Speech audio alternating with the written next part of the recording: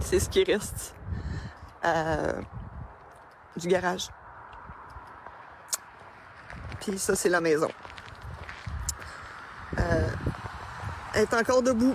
Un feu a fait d'importants dégâts en fin de semaine en Estrie. L'entreprise Herb Offord a été victime d'un incendie samedi. C'est perte totale. Juste à vue de nez, là, le métal, ça l'a tout tordu, ça l'a tout... c'était tellement chaud, là, même le revêtement de la maison a fondu, puis il y a des vitres qui ont éclaté, là. Fait que ça a été vraiment un brasier très chaud parce que la structure est en métal.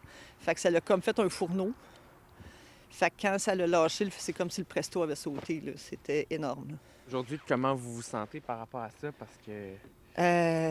Je suis démolie. C'est incompréhensible. Plusieurs équipements de la compagnie ont été détruits pendant cet incendie. Ça représente plusieurs milliers de dollars. Un GoFundMe a été créé et en moins de 24 heures, la somme désirée a été amassée. Je ne m'attendais pas à ça.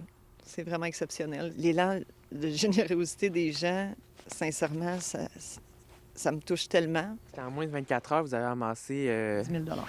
Selon le service incendie de la ville de Magog, le feu a été très difficile à contrôler en raison du froid. Même une partie de la maison a été touchée par les flammes. Bien, je vous apprendrai rien que jouer avec de l'eau à des températures comme celle-là complexifie beaucoup la tâche. Donc, le froid, les équipements ont gelé à un certain moment.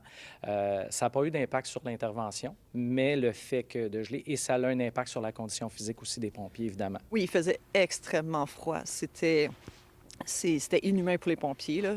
Puis vous avez dû aussi faire appel aux communautés avoisinantes, là. Effectivement, le secteur, à ce secteur-là, c'est un secteur qui est non urbain, donc qui n'est pas pourvu de réseau d'aqueduc.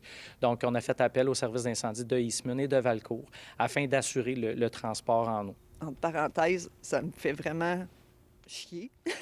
Mais je veux dire, il n'y a personne de blessé. Ça me permet vraiment de pouvoir avancer. Une trentaine de pompiers étaient sur place samedi pour contrôler cet incendie. À Harford, Marc-Antoine Mailloux pour Nouveau Info.